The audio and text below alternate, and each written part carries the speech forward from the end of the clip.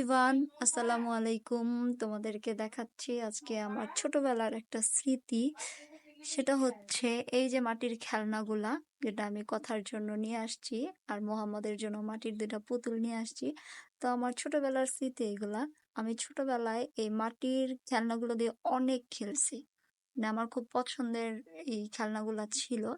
তো আমার ইচ্ছে ছিল যে আমি কথার জন্য আমার চোখে পড়লে আমি আনবো। তো আজকে জিঞ্জিরা যাওয়ার পর এটা আমার চোখে পড়ছে, তাই আমি কথার জন্য নিয়ে আসলাম।